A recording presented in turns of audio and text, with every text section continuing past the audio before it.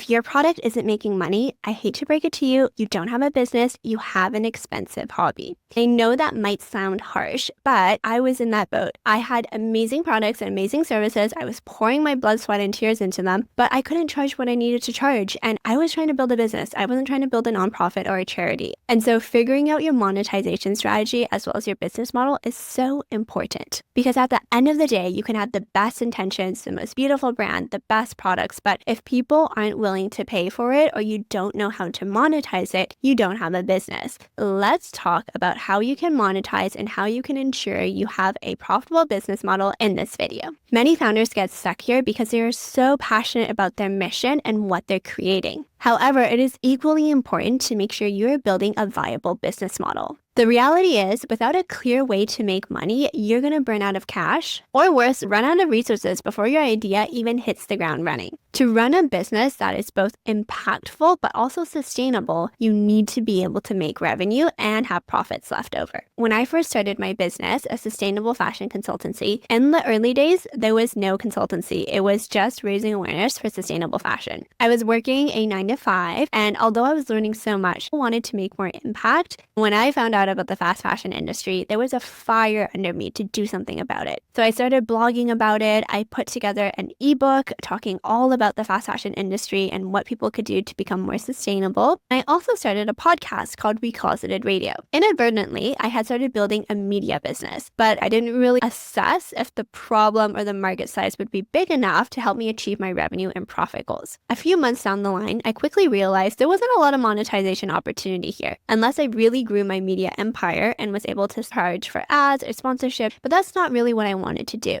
Because I had skill sets and expertise, I wanted to go into business consulting. And that's where the consultancy part was born. It was born because I took a hard look at my business and was like, Selena, there's no business model here. How are we going to make money? How are we going to survive? And I knew that one day, although I loved my corporate job, I would want to give this my all and do it full time. I could not do that if I wouldn't be able to support myself. So I had to take a hard look and be like, okay, what are we going to do from a business model perspective? From that experience, I have drilled down all the different ways you can monetize, and I'm going to walk you through them now. Note that you could select one way to monetize, or you can select multiple. My suggestion is to try to monetize as many ways as possible so you can maximize the amount of revenue you make, but also don't try to do all of it and then do none of it well. It's the balance here. Anyways, the first way to monetize is obviously from your customers. Your customers should be paying for your product and services. And when I say customers, there's two prongs to this. You have your actual end users, so the people that are using and benefiting from the product, as well as people that might want to buy your product and service and gift it to other people. Let me give you an example. If you are selling toothpaste, you could sell the toothpaste to the end user, the person that's going to be brushing their teeth with your toothpaste. And then also people could potentially buy it for their spouses, for their children. And so the customer doesn't necessarily always have to be the end user. A really good example of your customer not being the end user is a lot of products that are giftable. If you have a baby toy business, the end user, aka the kids, are never really going to be the ones buying the products, unless there's a baby out there that has money. But usually babies aren't the ones buying the toys. It's either their parents, their grandparents, friends of the parents. And so that's an example of a business where the end user is not buying the product. It's actually people that are gifting it to them. That's the first type of way you can monetize from your customers, or the end users are people that are gifting. The other way is from an advertising perspective. So your product or service is free, but it's funded by advertisers.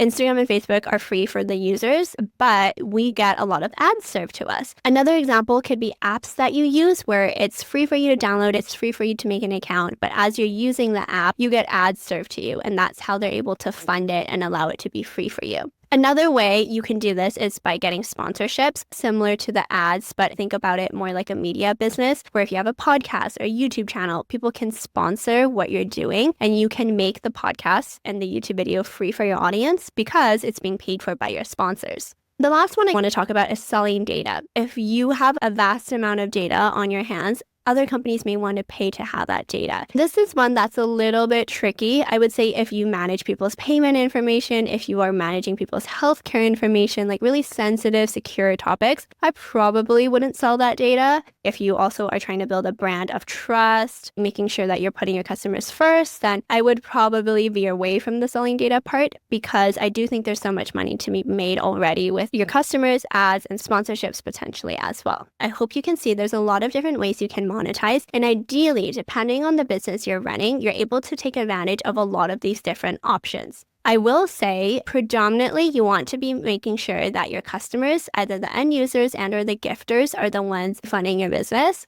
But of course, if you're starting a media business, then sponsorships are probably going to be your main source of revenue. If you're starting a social media platform or a freemium app, maybe advertisers are, but you can play around and do a mixture of it. I also wanted to take some time now and talk about pricing. When it comes to pricing, there are so many things that come up. People are always asking me, Selena, what should I price it at? Is this too expensive? And what I have to say is you need to have a really good handle on what your costs are for your product. So your variable costs directly tied to the product and the service, as well as some of your fixed costs. You want to be able to make sure your business is self-sustaining and able to cover those costs. Based on whatever your costs are, you want to have a healthy amount of profit on top. From there, you get your price. I know that sometimes when you do this analysis, some people then get really scared about having to charge potentially premium or luxury price points. They get really self-conscious or in their head about it. Try to work on that as much as possible because at the end of the day, your business needs to survive. It needs to be self-sufficient. So charge what you need to charge. I cannot emphasize that enough. If you build a premium luxury brand, and if you are so careful with your marketing and with your sales, all of which we will talk about in subsequent lesson videos, you will be able to charge those price points.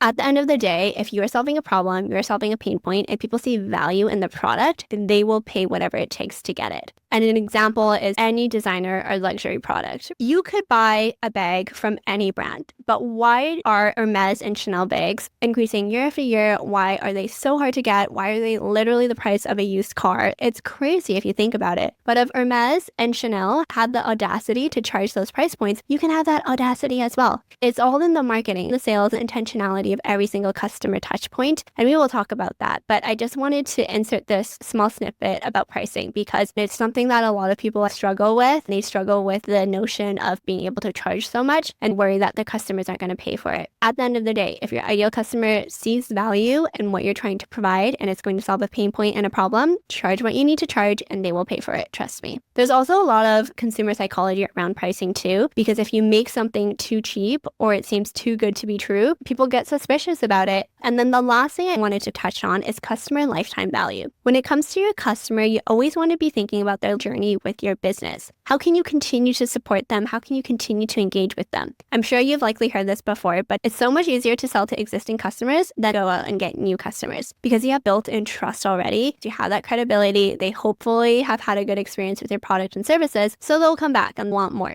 Whereas if you are constantly having new customers, that's expensive and a resource drain. So you want to think about your customer lifetime value. How can you continue to support them? How can you continue to help them? I will say knowledge is becoming more and more commoditized. There's so many YouTube videos like this one right now. There's so many podcasts out there, like my podcast, Confessions of a Conscious CEO. Subtle plug right there. There's so many resources out there. We are not in a shortage of knowledge, but what we are in a shortage of is support and implementation. More and more nowadays, people are not willing to pay for knowledge because it's so easily accessible, but people are willing to pay for action and for results. With all that being said, if you can't charge for your products and services, you don't have a business. You have an expensive hobby. I hate to break it to you, but we can fix it. Click the link down below to access the Notion workbook so that we could figure out your monetization strategy. From there, we can also figure out your pricing. Remember, charge what you need to charge for this to be a profitable and viable business for you. And in the back of your mind, also think about customer lifetime value. How can you make it so that you're not just having your customer pay for something once and then you don't have anything else to sell to them again? That is such a missed opportunity. Leverage the Notion workbook down below to help you do that. And once you've done that, I'll see you in the next video.